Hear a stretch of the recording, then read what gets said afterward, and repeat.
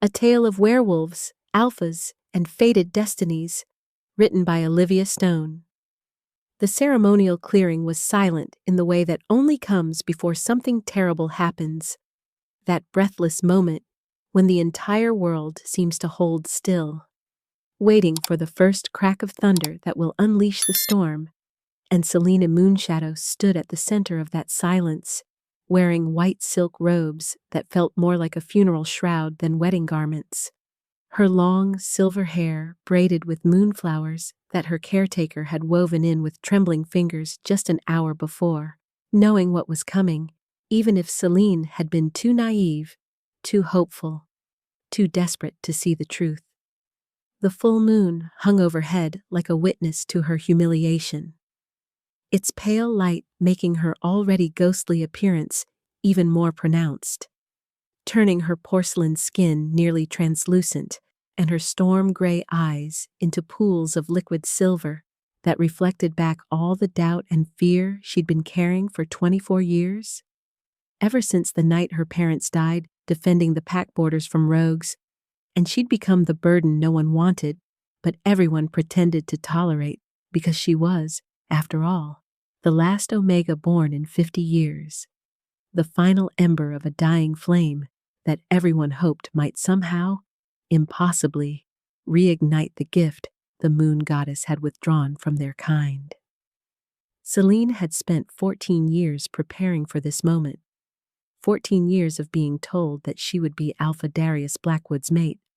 that despite her small stature and her strange appearance, and the fact that she was barely 5'3" and weighed less than most beta females, she would stand beside him as his Omega and bear his children and fulfill the destiny that had been chosen for her before she was even old enough to understand what destiny meant. She had believed them because what else was there to believe in when you were an orphan, with nowhere else to go and no one else who wanted you,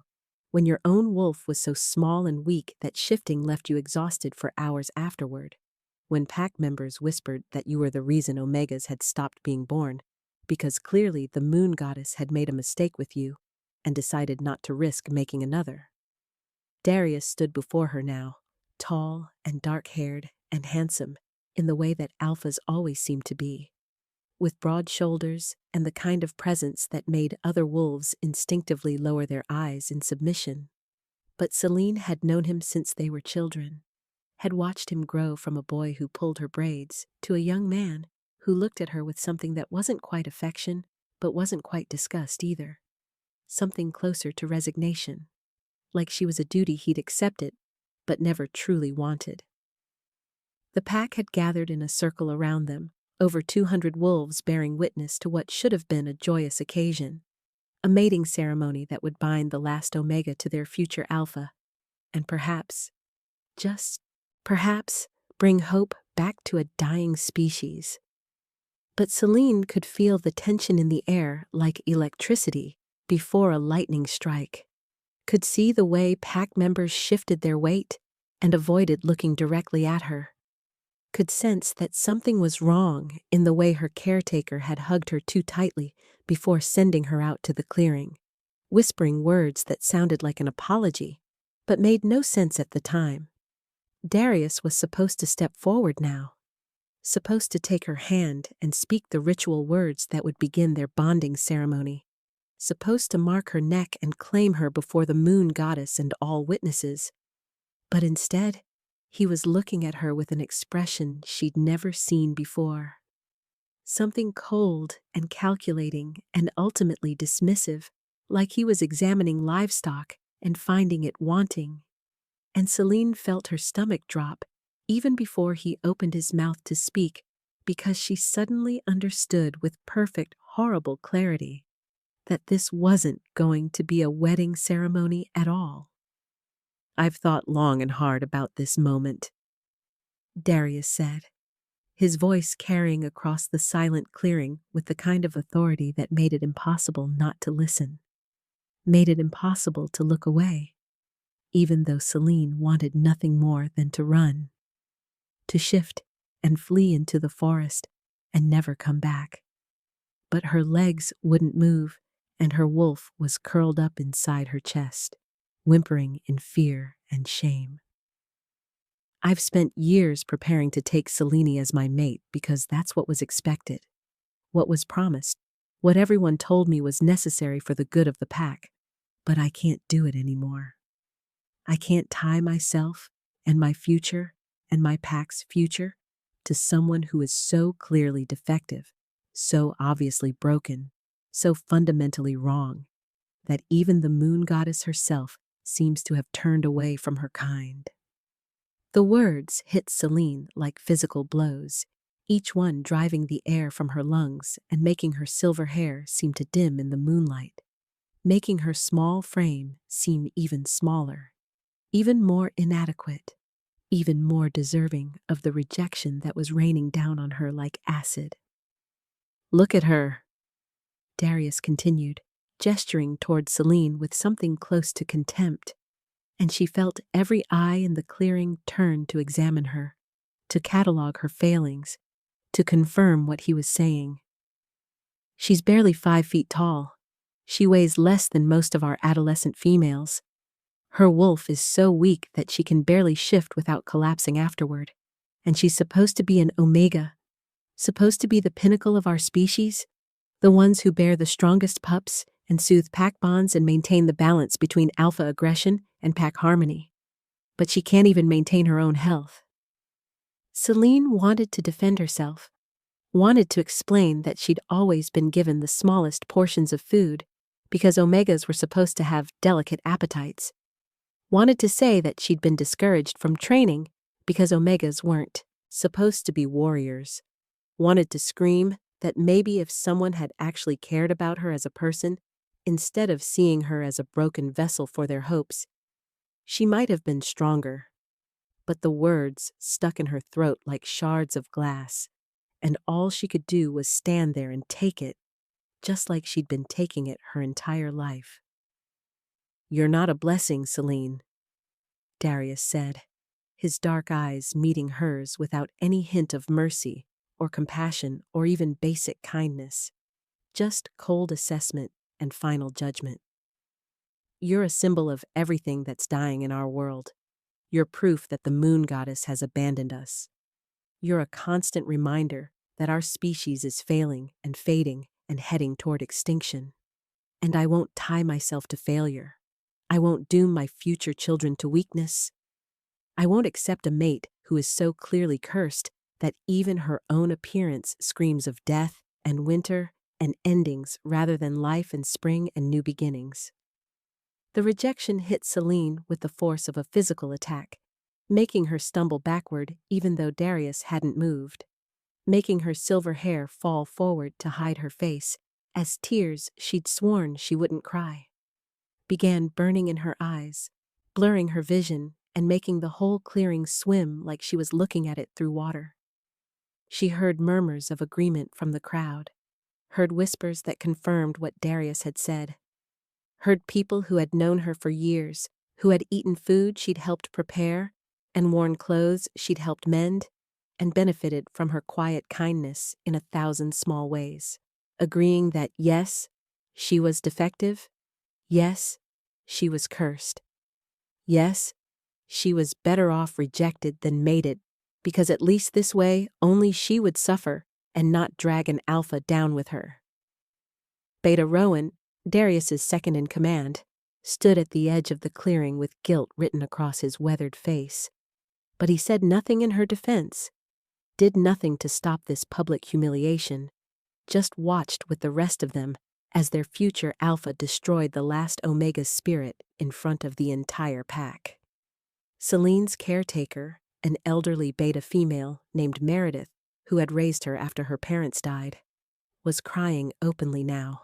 tears streaming down her lined face as she watched the girl she'd tried so hard to protect being torn apart by words that couldn't be taken back, by a rejection that would follow Selene for the rest of her life, marking her as unwanted even by an alpha who'd been promised her since childhood. "I, Darius Blackwood, alpha of the Shadowmere Pack and future leader of this territory, formally reject you, Selene Moonshadow, as my mate," Darius said, the ritual words of rejection falling from his lips with practiced ease, like he'd rehearsed this moment, planned it out, made sure he knew exactly what to say to make it official and binding and impossible to undo. "I release you from our childhood promise. I sever any bond that might have formed between us. I cast you out from the position you were meant to hold at my side, and I declare, before the moon goddess and all witnesses, that you are not worthy to bear the title of Luna, not fit to stand beside an alpha, not suitable to mother the next generation of our pack." The moon above them seemed to dim as the rejection ceremony completed itself, seemed to withdraw its light in sorrow or perhaps in acknowledgement that something sacred had been broken here tonight, that an Omega, the rarest and most precious gift their species could produce, had been publicly declared worthless by the very Alpha who should have treasured her above all others. Selene felt something crack inside her chest,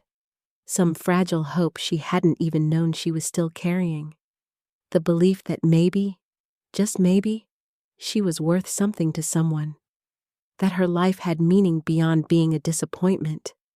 that she could be loved despite all her failings and all her strangeness and all the ways she didn't fit into the world she'd been born into. That hope shattered now, breaking into pieces so small she knew she'd never be able to put them back together, leaving nothing but emptiness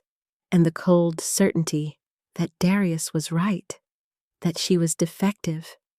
that she was broken, that she was the reason the moon goddess had stopped blessing their kind with omegas, because who would want to create more of something so fundamentally flawed? "You have until dawn to gather your belongings and leave Shadowmere territory," Darius continued, his voice now businesslike and cold, stripped of even the pretense of emotion, treating her like a problem to be solved rather than a person whose entire life he'd just destroyed. "You're a reminder of our failures, Selene, and I won't have you here anymore. Won't have pack members looking at you and losing hope. Won't have our young wolves growing up thinking that weakness and strangeness are acceptable traits in an Omega. Go find somewhere else to be a burden? Go find some other pack stupid enough to take in a defective Omega? Or go die alone in the wilderness? I honestly don't care which.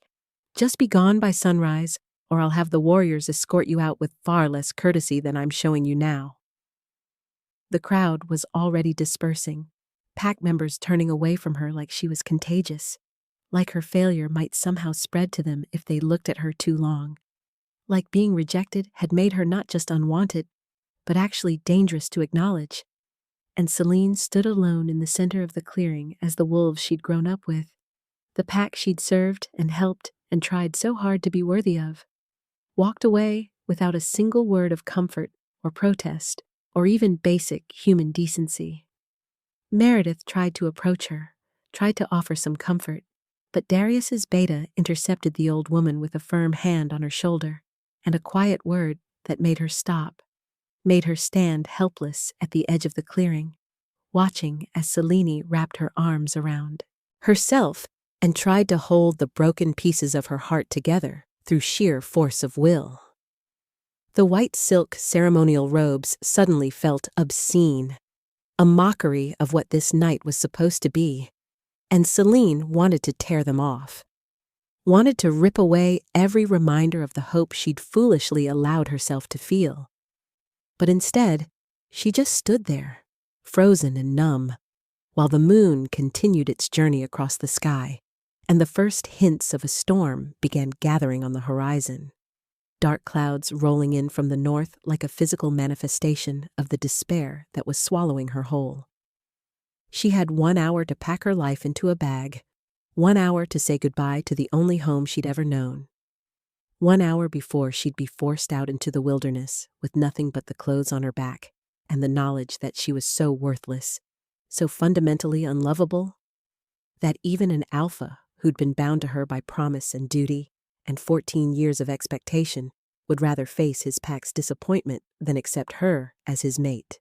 Celine walked back toward the small room she'd occupied at the edge of the pack compound, her silver hair hanging limp around her shoulders and her storm-gray eyes fixed on the ground because she couldn't bear to meet anyone's gaze,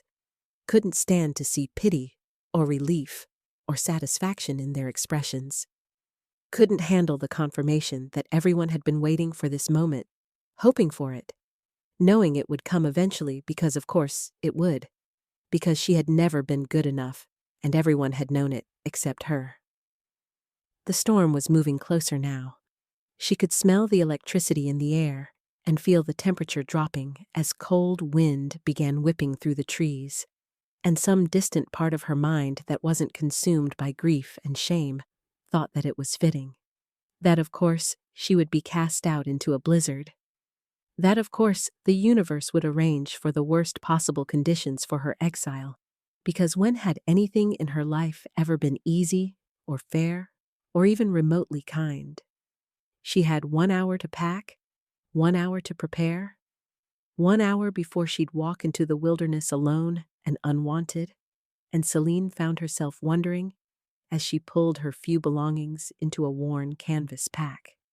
whether she'd even try to survive the storm, or if she'd just let the cold take her,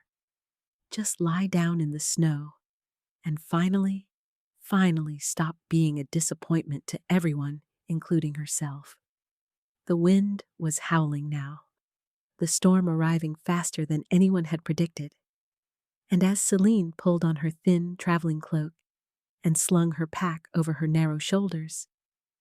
she took one last look at the room that had been her prison and her refuge for 14 years,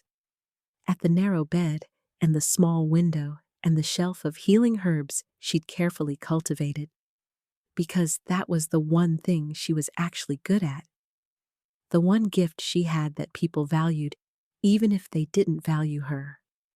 She left the herbs behind, because what was the point of being a healer if there was no one left to heal?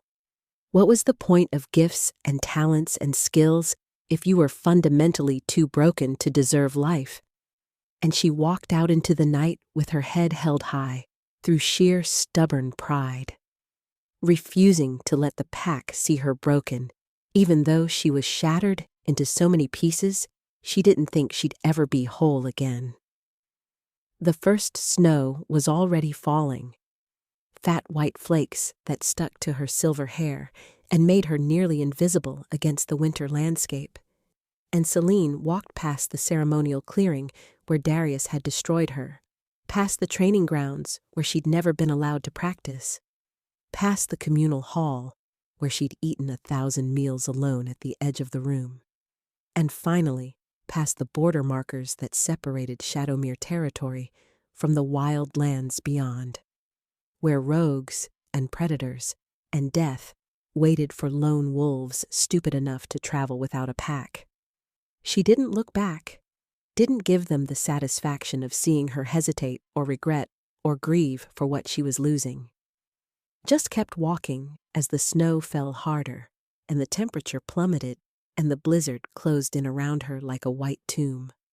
swallowing her small form until she disappeared completely from view. Just another ghost in a storm, just another failure in a world that had no patience for weakness, just another Omega who hadn't been good enough to save herself, let alone her dying species. The last thing Celine thought before the packlands vanished behind her in the whiteout conditions was that maybe Darius had been right. Maybe she was better off dead. Maybe the kindest thing she could do for everyone was just stop existing and stop being a constant reminder of everything their world had lost. And she walked deeper into the wilderness with no destination in mind and no hope in her heart.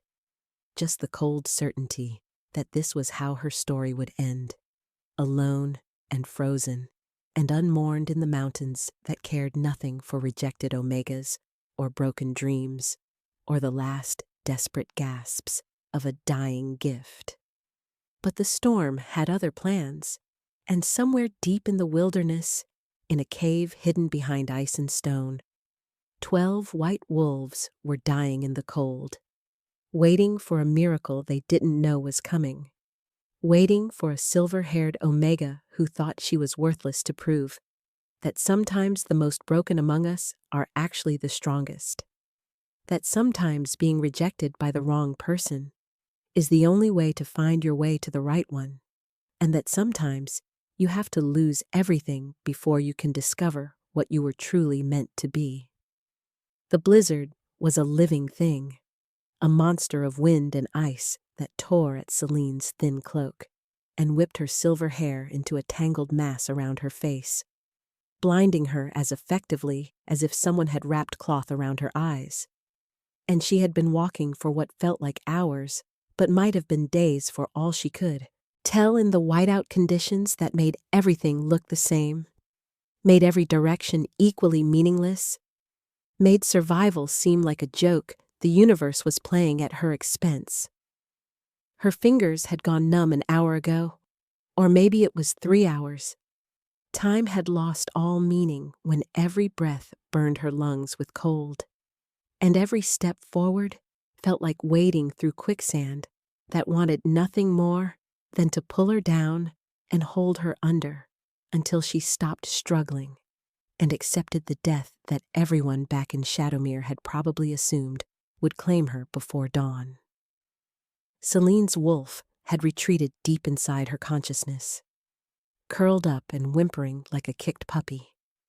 too weak from years of poor nutrition and discouraged shifting to even consider taking over and trying to navigate this frozen hellscape in a form better suited to winter survival. And she was grateful for her wolf's weakness in this moment,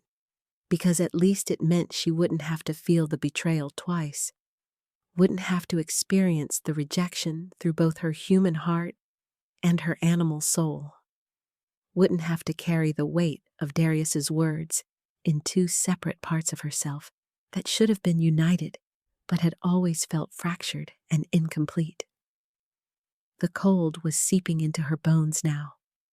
that dangerous kind of cold that starts to feel warm after a while, that makes you want to lie down and rest for just a moment, that whispers seductive lies about how sleep would feel so good and how stopping wouldn't really be giving up but just taking a break. And Selene knew, with the clinical detachment of someone who'd studied healing, that she was experiencing the early stages of hypothermia, that her body temperature was dropping to dangerous levels, that if she stopped moving now, she would never start again. Part of her, the part that had been broken in the ceremonial clearing when Darius had called her defective and cursed and unworthy, wanted to stop, wanted to let the cold take her, wanted to prove him right by dying alone in the wilderness like he'd predicted, like he'd probably hoped for, even if he wouldn't admit it out loud,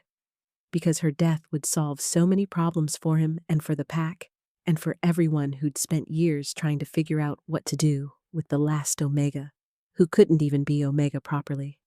But there was another part of Selene, smaller and quieter, but somehow more stubborn than her despair, that refused to give Darius the satisfaction of being right about everything, refused to let her story end as just another tragedy about a weak Omega who couldn't survive without pack protection, refused to believe that her entire existence had been meaningless and her life had been worth so little that she couldn't even manage to stay alive for more than a few hours after being cast out. That stubborn part of her kept her legs moving, kept her pushing forward through snow that was now up to her knees, kept her eyes scanning the white landscape for any sign of shelter or safety, or even just a tree large enough to provide a windbreak, anything that might give her a chance to survive until the storm passed and she could figure out where to go from here, if there was anywhere to go for a rejected Omega with no pack and no prospects and no future worth speaking of. The sound reached her ears before she consciously registered what it was, a high-pitched whimpering that cut through the howling wind like a knife through silk. And at first Selene thought she was hallucinating, thought her oxygen-deprived brain was creating sounds that weren't really there. But the whimpering came again, desperate, and pained, and full of a suffering that called to something deep in her chest, to the healer's instinct that had been trained into her since childhood and had never quite been broken, even by years of being told she was worthless. Every survival instinct Celine possessed screamed at her to ignore the sound, to keep walking, to conserve her energy for her own survival, rather than investigating what was probably just a dying animal that she couldn't help anyway. But she had spent her entire life following rules and listening to people who claimed to know better and doing what she was told even when it hurt her, and look where that had gotten her, cast out and freezing and waiting for death in a blizzard. So maybe it was time to stop listening to her survival instincts and start following her heart instead. Celine turned toward the sound, stumbling through drifts that seemed determined to trip her, her numb feet catching on hidden rocks and roots that she couldn't see through the snow. And she fell twice before she saw it, a darker shadow against the white landscape that resolved itself into a cave entrance, partially hidden by an outcropping of ice-covered rock that would have been completely invisible from any other angle. And the whimpering was coming from inside that cave, echoing off stone walls in a way that made it sound like multiple voices crying out in pain and fear and desperate need. The opening was just barely large enough for Celine to squeeze through, her small frame for once an advantage rather than another sign of her inadequacy. And she had to leave her pack outside because it wouldn't fit through the narrow gap, had to abandon the few possessions she'd managed to grab before being exiled.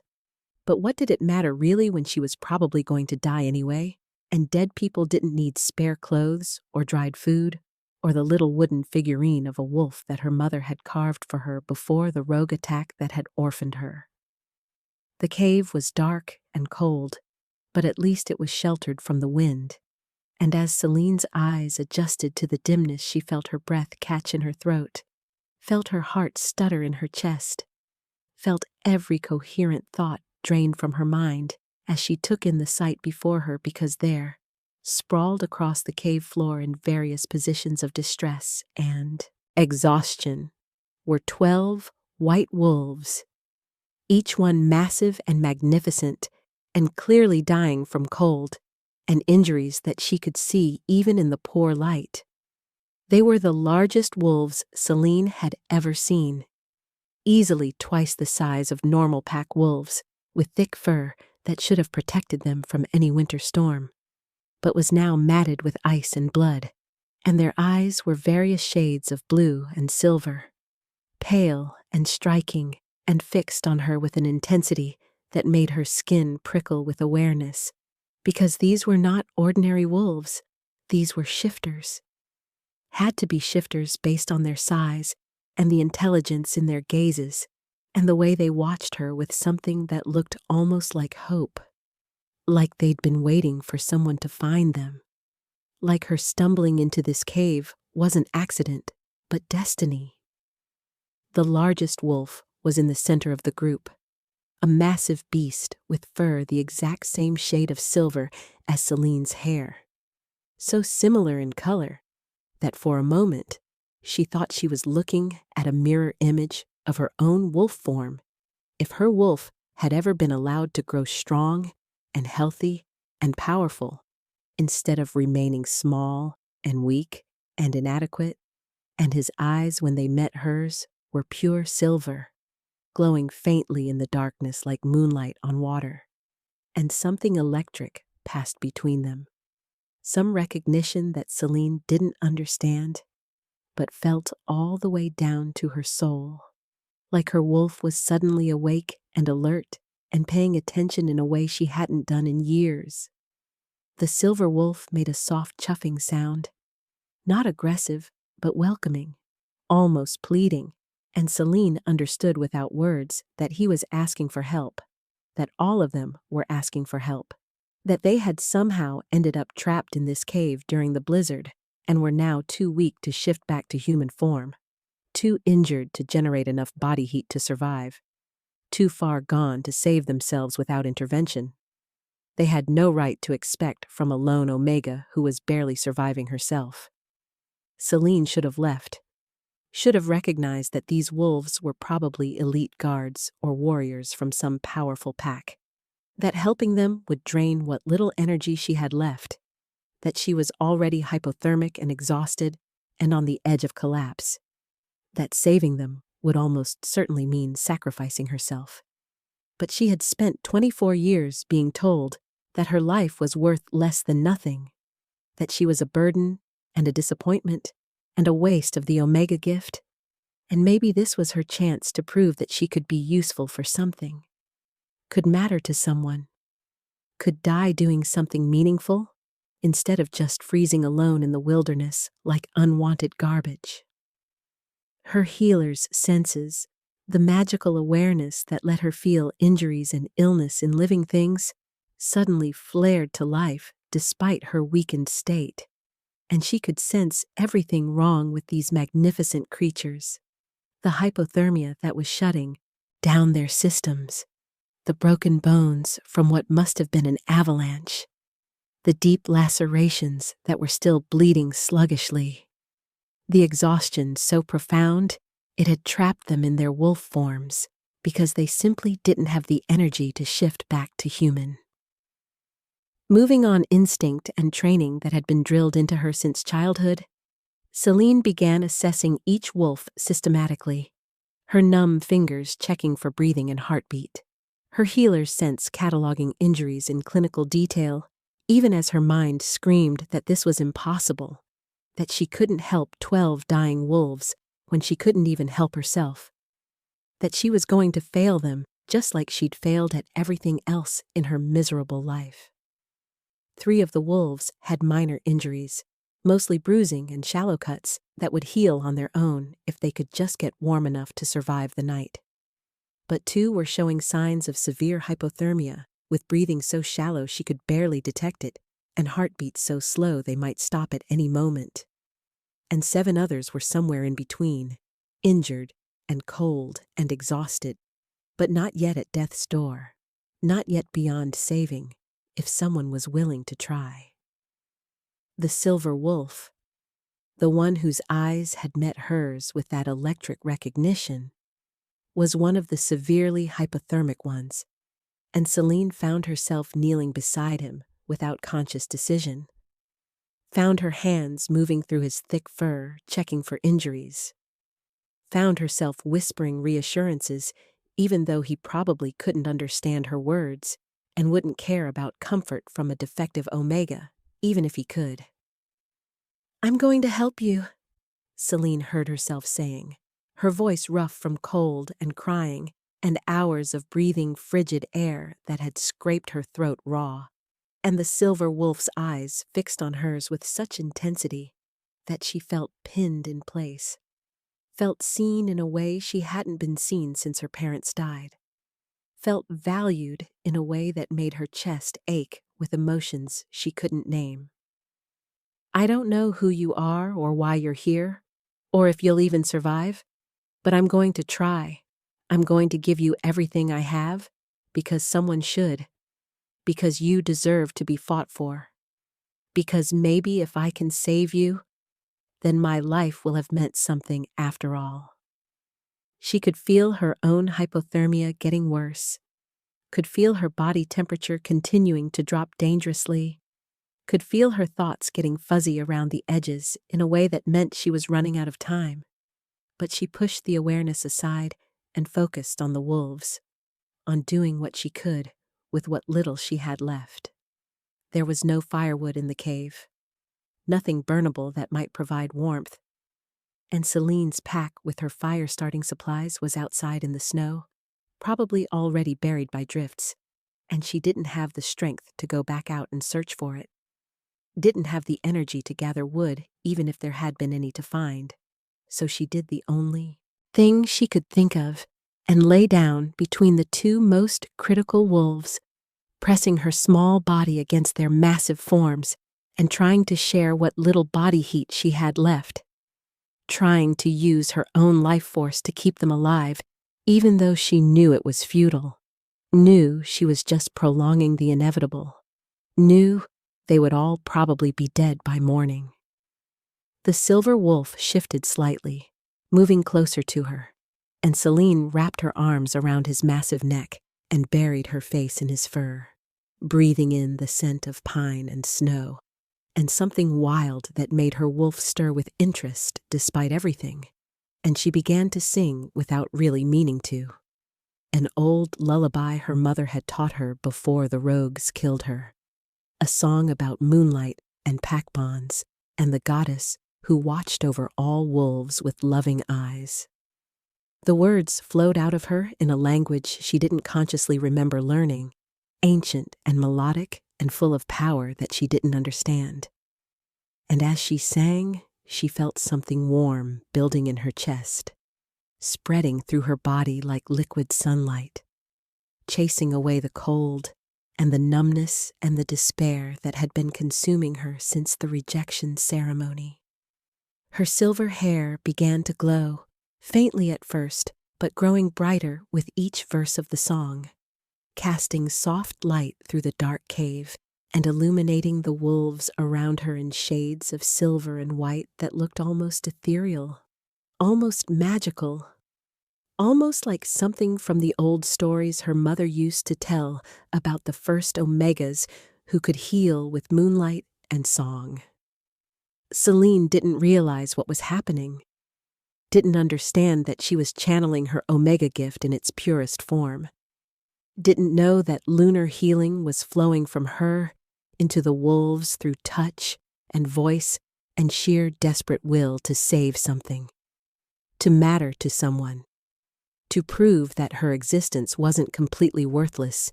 even if Darius and the entire Shadowmere pack thought otherwise. The warmth continued to build and spread, flowing from Celine's body into the silver wolf, and then somehow circulating to the others, creating a network of healing energy that connected all 13 of them in a web of silver light that pulsed in time with her heartbeat and grew brighter with each word she sang. She could feel the wolves' temperatures rising, could sense their hearts beating stronger, could feel broken bones beginning to knit and lacerations starting to close, could feel life returning to bodies that had been on the edge of death, and the knowledge filled her with something that felt almost like joy, almost like purpose, almost like proof that maybe she wasn't completely broken after all. But the healing came at a cost,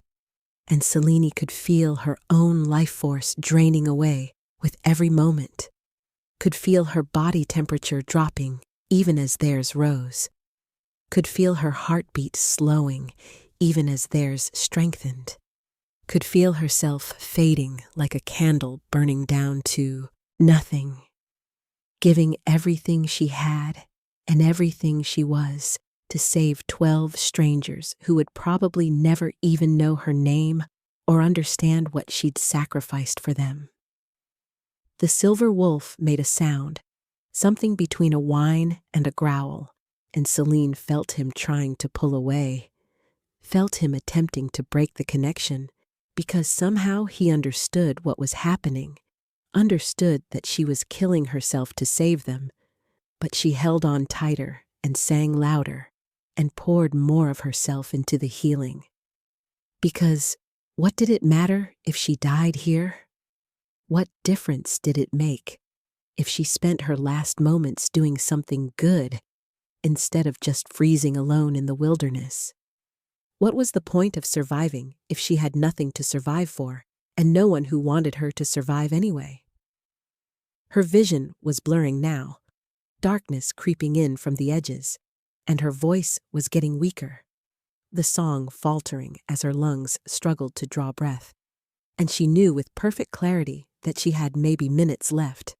that she'd pushed too far and given too much and crossed the line from healing into sacrifice. But she didn't stop, couldn't stop, wouldn't stop, until every last wolf in this cave was safe and warm and alive, even if it meant she wouldn't be. The last thing Celine saw before consciousness slipped away was the silver wolf's eyes, glowing bright in the darkness, filled with something that looked like horror and awe and recognition and grief all mixed together. And she felt his massive body shift beneath her hands, felt fur becoming skin and muscle rearranging as he forced himself to shift back to human form despite his exhaustion, felt strong arms catching her as she collapsed, heard a deep voice saying words she couldn't quite make out through the ringing in her ears. She wanted to tell him it was okay, that she'd chosen this, that dying while saving someone was better than living while being nobody. But her voice wouldn't work anymore, and her body was shutting down, and the darkness was rising up to claim her like a tide she couldn't fight, pulling her under into cold silence where rejection and pain and disappointment couldn't reach her anymore. Her last conscious thought was that at least she'd mattered to someone, even if only for a moment, even if they were strangers, even if they'd never understand that she'd given them everything because she had nothing left to lose and no reason to hold anything back. And maybe that was enough. Maybe that was all any rejected Omega could hope for, to die knowing that she'd saved someone even if she couldn't save herself. The silver-haired man holding her was saying something urgent, his voice rough with emotion. But Selene couldn't hear him anymore,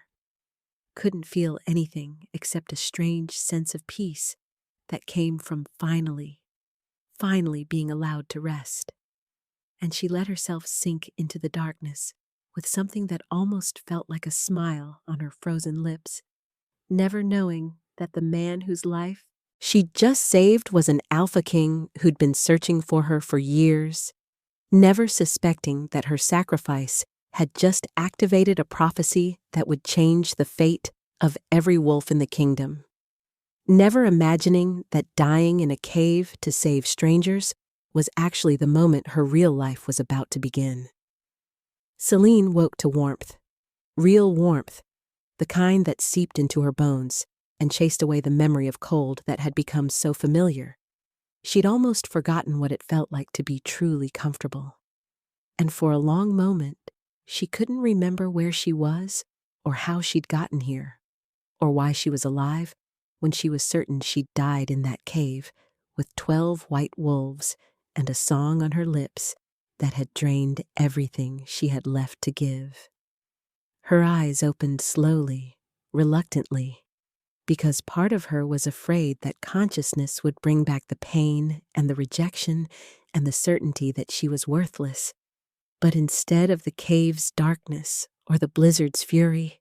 she found herself looking at a ceiling carved from white stone that seemed to glow with its own inner light. And she was lying in the softest bed she'd ever touched, surrounded by silk sheets and fur blankets that must have cost more than everything she'd owned in her entire life combined. Panic surged through her chest like ice water, making her sit up too quickly,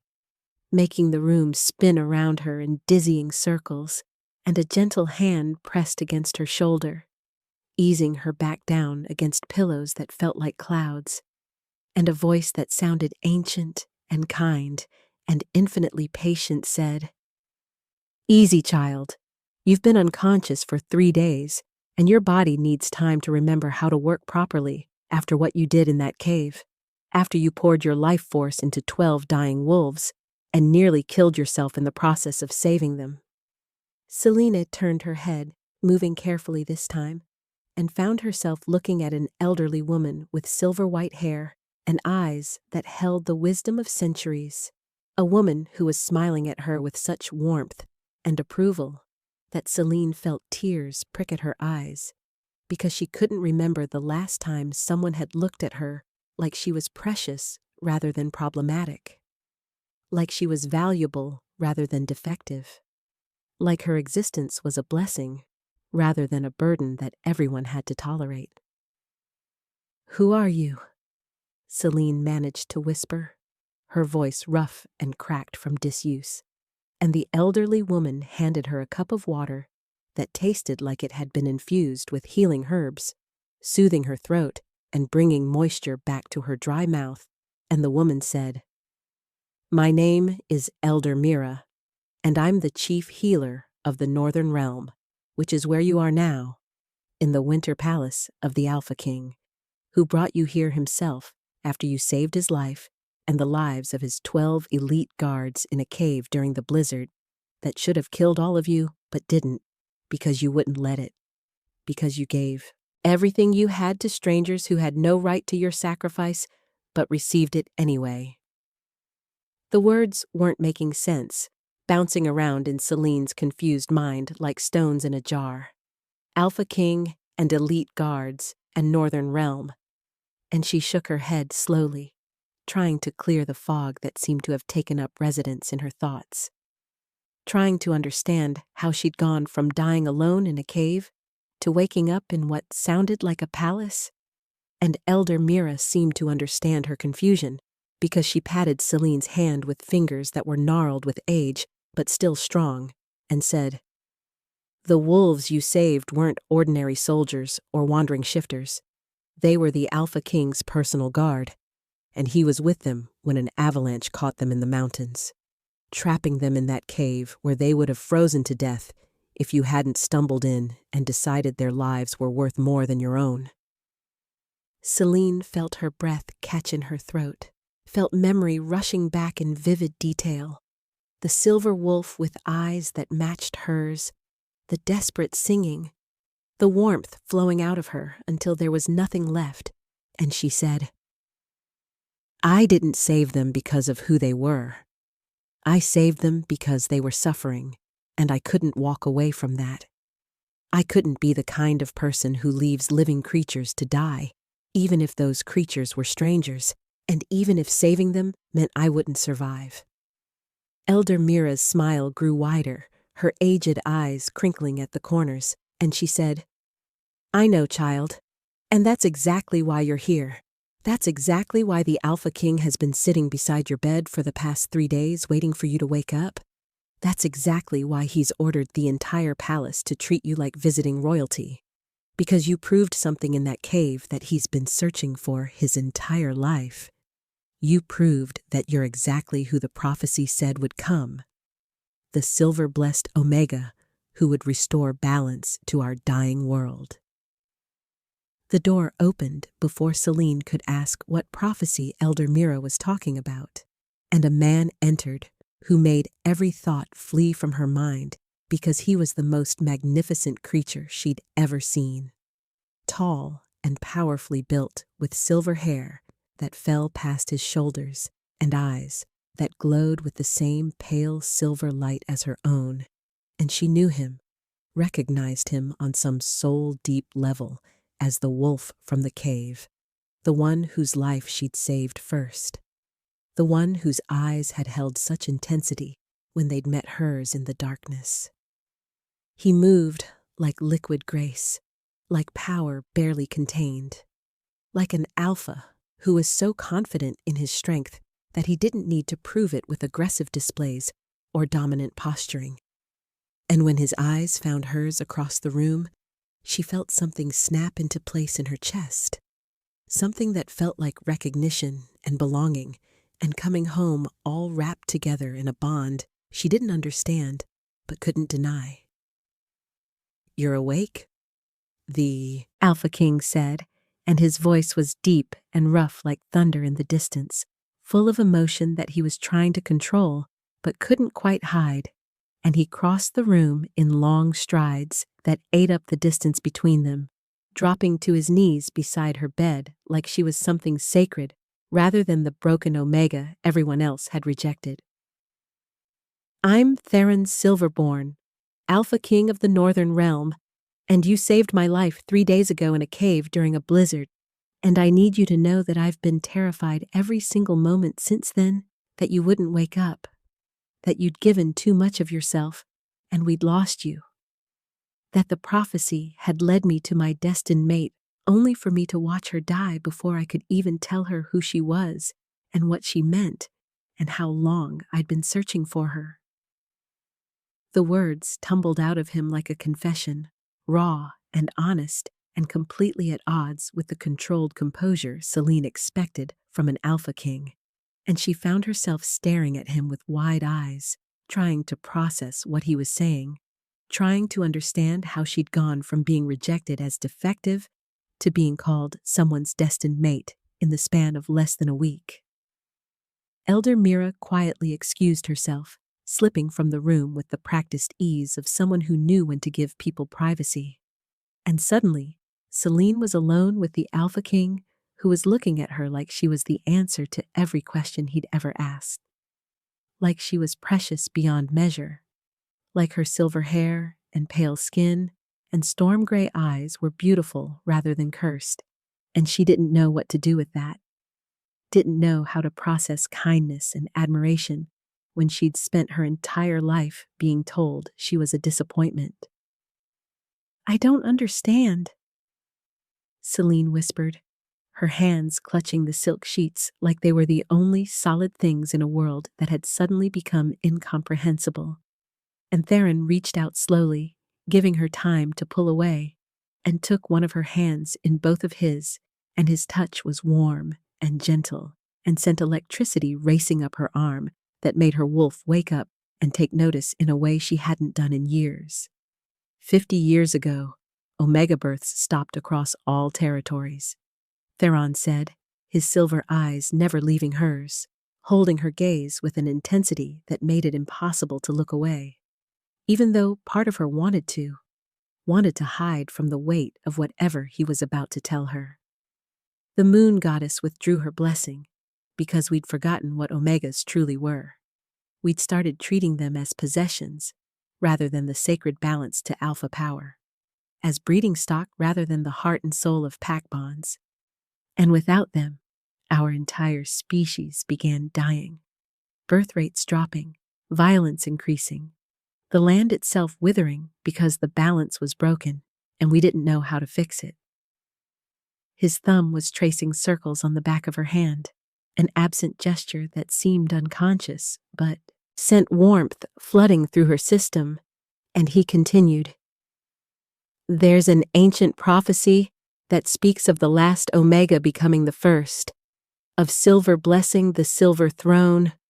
of a pair matched in color and soul who would restore what was lost, and I've spent 8 years searching every territory for an Omega with silver hair, because I knew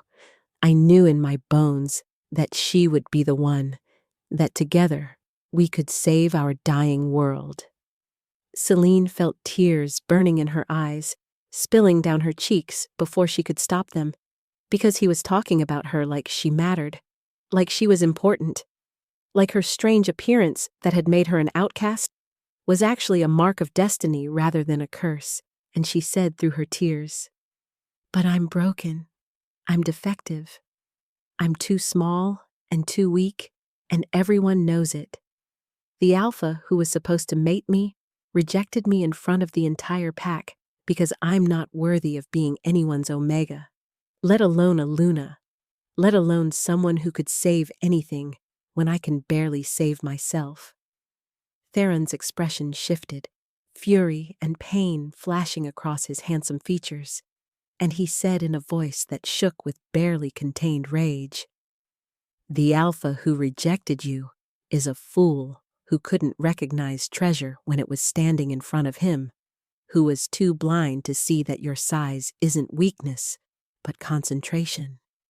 That all the Omega power that should have been spread across 50 years of births was poured into you alone, making you not the weakest Omega, but the strongest one ever born. And I'm going to spend the rest of my life proving to you that you're not broken or defective, or anything less than absolutely perfect exactly as you are." He lifted her hand to his lips, pressing a kiss to her knuckles that felt like a promise and a prayer all at once, and he said, "You used lunar healing in that cave, a gift that hasn't been seen in 300 years, a power so ancient and sacred that even Elder Mira, who's lived for nearly a century, had only read about it in old texts, and you wielded it instinctively to save strangers, without any training or understanding of what you are doing, and that tells me everything I need to know about who you are and what you're capable of." Celine wanted to believe him, wanted to accept what he was saying. But years of rejection and abuse and being told she was worthless had carved deep scars into her soul, and she said, "What if you're wrong? What if I can't be what you need? What if I fail you the way I failed everyone else who ever tried to care about me?" And Theron moved closer, his free hand coming up to cup her face with such tenderness that more tears spilled down her cheeks. "Then we'll fail together and learn from it and try again," he said simply, his silver eyes holding hers with unwavering certainty. And then he told her everything, told her about the dying forests she would see when she was strong enough to leave her bed, told her about the families desperate for children who couldn't conceive, told her about the violence and instability that came from packs without omegas to maintain balance, told her about his lonely years searching for her, and told her about the moment in the cave when he'd felt her life force flowing into him and had known with absolute certainty that she was his mate, his Luna, his salvation and his doom, all wrapped together in one small, silver-haired Omega, who thought she was nobody, but was actually everything. The days that followed were like living in a dream, with Theron courting her properly, despite the mate bond that pulled between them like a living thing, taking her on walks through gardens that had been dying but started blooming in her presence, showing her the kingdom that would be hers if she chose to accept him, introducing her to people who looked at her with hope rather than disappointment, with reverence rather than contempt, with joy rather than resignation. Elder Mira explained the science behind what was happening, how Omega energy wasn't just about bearing children, but about maintaining the fundamental magic that kept their species healthy and balanced, how Celine's presence was already having measurable effects on the wolves around her, how aggression was decreasing and cooperation was increasing, and the land itself was responding to her gift in ways that proved beyond doubt that she was exactly what the prophecy had foretold. Celine found herself falling in love with Theron, not because of the bond or the prophecy, or even because he'd rescued her, but because of who he was when no one was watching. The way he played with pups in the palace courtyard and listened to the concerns of the lowest Omega with the same attention he gave his council of advisors, the way he valued her opinions and asked for her input on kingdom decisions, the way he was patient with her fears and never pushed her faster than she was ready to go, the way he looked at her like she hung the moon and stars, even when she was wearing borrowed clothes and her silver hair was tangled from sleep, and she felt like the same broken girl who'd been rejected in a ceremonial clearing a lifetime ago. It was Elder Mira who finally made her understand, who sat with her in the palace gardens one afternoon and said, "Child, you're letting fear make your decisions. Fear that you're not good enough. Fear that this is too good to be true. Fear that you'll wake up and discover it was all a dream. But let me tell you something important that no one else seems to have bothered teaching you. Being an Omega isn't about being perfect or strong or meeting someone else's expectations. It's about having a gift for understanding emotions and healing trauma and making people feel valued. And you've been doing that your entire life, even when people were cruel to you, even when they rejected you, even when they made you feel like you were worthless." The old healer took Selena's hands in her gnarled ones and said, "You saved the Alpha King's life, not because you knew who he was, but because you couldn't walk past suffering. You poured your life force into 12 strangers because their pain mattered more to you than your own survival. And that, child, is the truest mark of an Omega I've ever seen. That selfless compassion that gives without counting the cost. And any Alpha who can't see that isn't worthy of you." That night, Selene went to Theron's chambers with her heart pounding and her hands shaking, and when he opened the door and saw her standing there, he knew, understood without words what she'd come to say, and he pulled her inside and held her like she was the most precious thing in the world, while she told him yes. Yes, she would be his mate. Yes, she would be his Luna. Yes, she would stand beside him and help him save their dying world. Because she loved him, and she loved what they could build together, and she was finally ready to stop believing the lies that had been told about her and start believing in the truth that he saw when he looked at her with those silver eyes that matched her own. They completed the mating bond that night with tenderness and passion, and a connection so powerful that silver light filled the room and spilled out into the palace and spread across the kingdom like a wave of pure magic. And when Theron marked her neck and she marked his, claiming each other before the moon goddess and fate itself, Selene felt something fundamental shift in the world, felt the land respond to their union with joy and recognition, and the slow stirring of restoration that had been waiting 50 years to begin. The formal Luna ceremony was held under the full moon a week later, with every pack in the northern realm and representatives from distant territories all gathered to witness the moment that would change everything. And Selene wore a dress of silver silk that seemed to glow in the moonlight. Her long silver hair adorned with winter flowers and crystals, and when she and Theron stood together before the sacred altar, their matching hair catching the light and their matching eyes glowing with power and promise, everyone present could feel the rightness of it,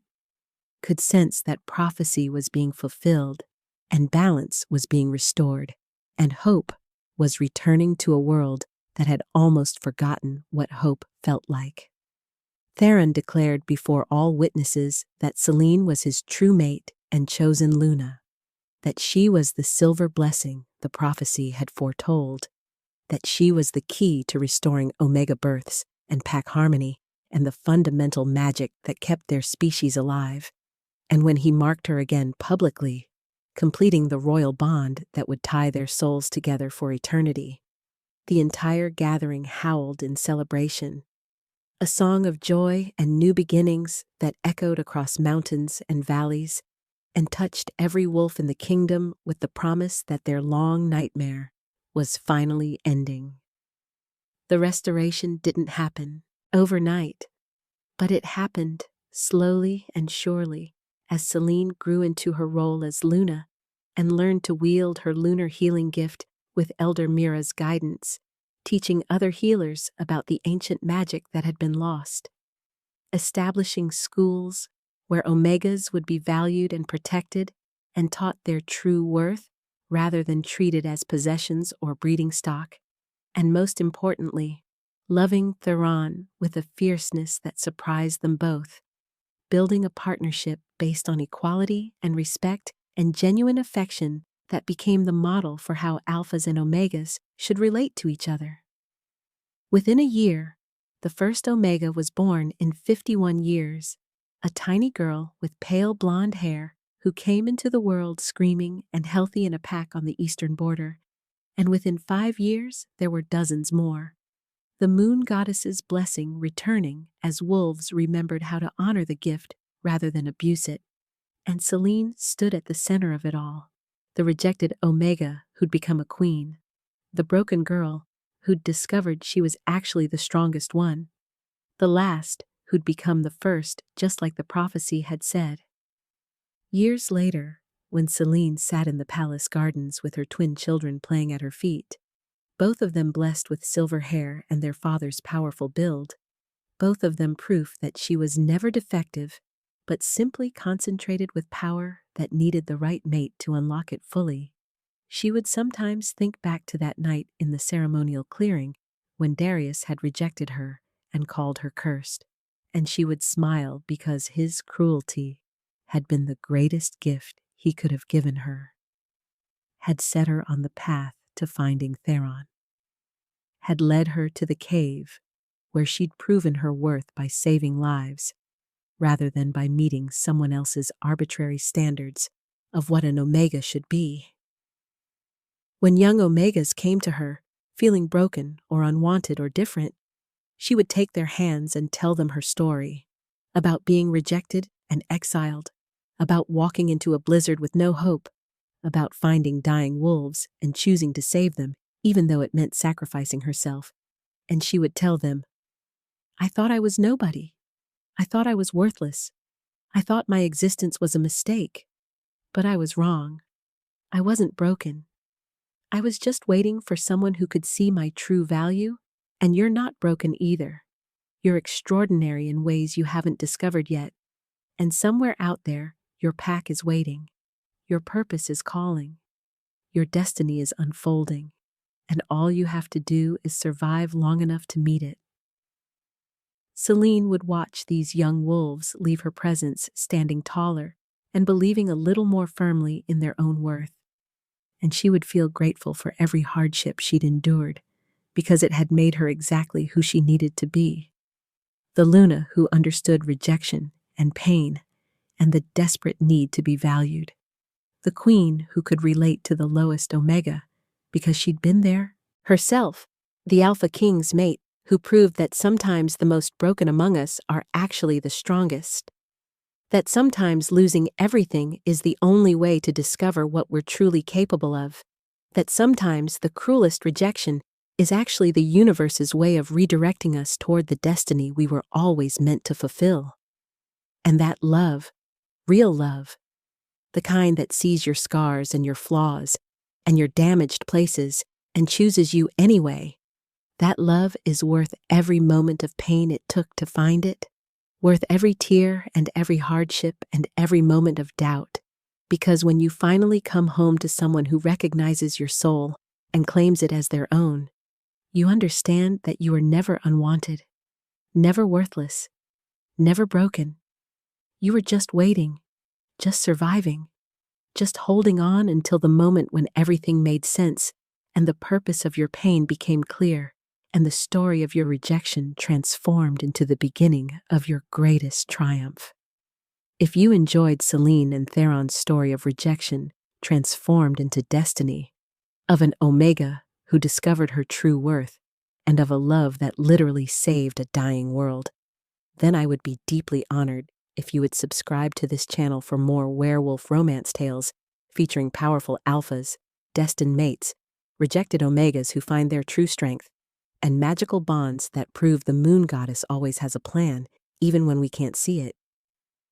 Hit that notification bell so you never miss an upload, because I have so many more stories to share with you.